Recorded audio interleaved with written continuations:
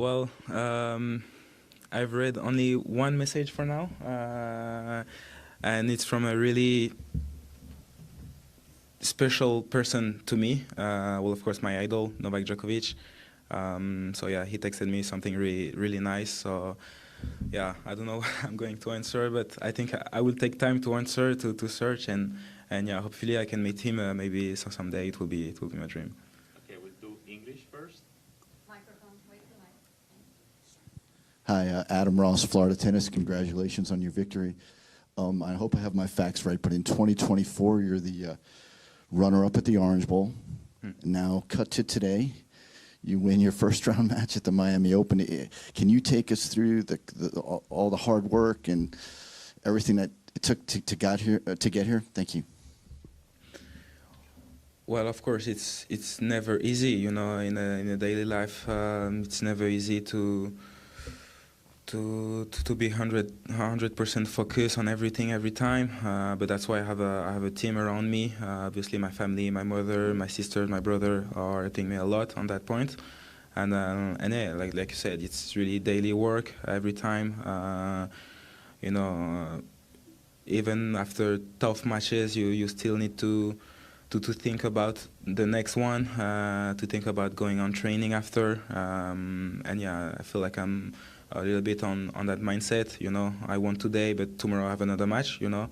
So the most important for me is to recover well and to be ready for the next one tomorrow. Moïse, this tournament can change lives. Carlos, when he won, was 18. Last year, Iyala, Mensik, Fonseca. What do you think this could do for you if you win a few more rounds? Well, it will be huge for me, of course. It will be huge. But you know, I'm not thinking about if I can do something in the future. You know, I'm just thinking about the present, which is recovering. You know, and yeah, going to work after. But after the matches will come after. You know, the matches are not the most important. You know, the most important is just to work and to be 100% focused on what you can control. What you wanted to be an F1 driver? Sorry, one each. Hello, Moïse. Congratulations. Thank you. You were cramping out there. Has that happened to you before? And then can you also talk a little bit about that one fan who was to the side of the court screaming very loud for you? Could you hear him? I heard him. I heard him. I heard him. You can't not hear him. But can you first talk about the cramping and then the crowd support? Yeah, sure. I mean, yeah, it was a really physical match against a really great opponent. You know, the guy had a really good attitude. You know, he was going for all his shots every time. So it was really difficult for me to stay on form physically. But yeah, I managed to do it well. You know, at the end. Yeah, cramping isn't easy to play with, of course, but yeah, mentally just took over control over physically state, you know, and yeah, I managed to finish at the end, so I'm really happy with that. Has it happened to you before? Well, on really difficult trainings, of course, you know, I think we've all cramped at some point. After it's really managing the cramps during the match, how you can make it less painful or something, and yeah, this is something I gotta work with the team, of course, among other things, of course. But yeah, I mean, I'm really happy to go through it, and yeah. Moïse, how are you? Fine. How does it feel to have even better numbers at the age of 17 compared to the big legends of the sport? And also, do you have a relationship with Djokovic, or this message came like out of nowhere? Well, it's really pleasant to know that you're among the best at this age. You know, it just, for me, it just comforts me in the way that I have to move I have to work even harder, because it's good, but like I said before already, it's I want to do something even bigger. You know, I want to win the title, of course, but this will come only if I keep working mentally, physically, you know, And yeah, but this is a first step, of course. So I'm quite happy. But yeah, the major thing is after. Yeah. For now, he just texted me, you know. So I will take time to answer. Of course, Novak is someone that I respect a lot, really, outside of or inside the court. So yeah, it's my dream, honestly, to meet him, to have a small chat with him. But yeah, I think for now we're just texting. Hi, Maurice, over here.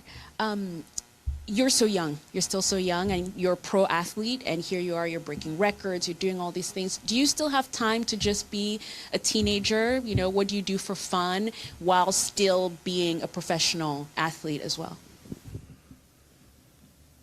Well, you know, like you said, yeah, it's quite difficult beside tennis to do teenage things, you know. Having tennis means having a lot of sacrifices, you know. Missing birthdays, missing parties, missing everything. But this is the life I chose. So for now, I'm pretty good with it. Last three. Hi there, congratulations. Thank you. So you just turned 17, right? Yeah.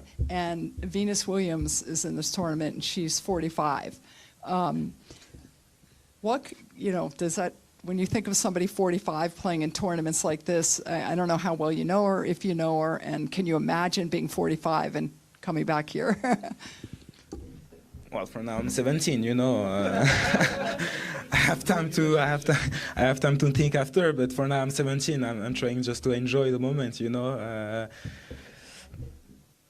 If she's here, it means that she can play. I mean, you know, she has every assets of the game to maybe win matches or even a tournament, you know. But I'm not in her life, so I won't talk too much for that, you know. I will just talk about me. And yeah, like I said, I'm 17. I'm not yet 45, you know. And yeah, I'm just trying to enjoy the moment. Can you imagine? No, not for now. Last two to Marini and Stefan. Hi, Moïse. Congratulations. I'm Tamani Kara from the UK. I read that you, when you were younger, a few years ago, you went to Belgium and trained there. Is that correct? Yeah, it is correct. Just curious, like, what was it like just leaving home and going somewhere else to another country to kind of chase your dream?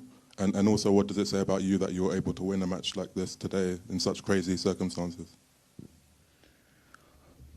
Well, like I said, tennis is a lot of sacrifices, you know, and this is part of it, you know. Leaving family, leaving home quite early is not something easy, but this is the life I chose, you know. So I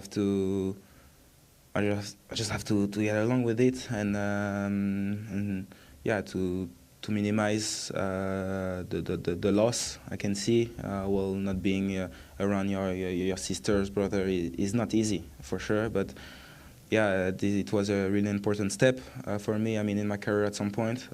So yeah, I'm really happy I made it, and yeah, here it shows that it was the right thing to do. Last one. Moïse, congrats. Thank you. You talked about your team earlier. Can you talk about who you work with and who is with you here in Miami, and where do you normally train? The last question is? And where are you training usually? Well, I'm in private, you know. I travel around the world, you know. I'm training everywhere. I'm training in Miami, I'm training in Paris, I'm training in Montpellier, everywhere, you know. But yeah, I have a great team, to be honest. I really have a great team. My agent, my sister's here, my mother, you know. I have a good team around me, trying to I don't know. I can say I have a great team. That's the only thing I can say.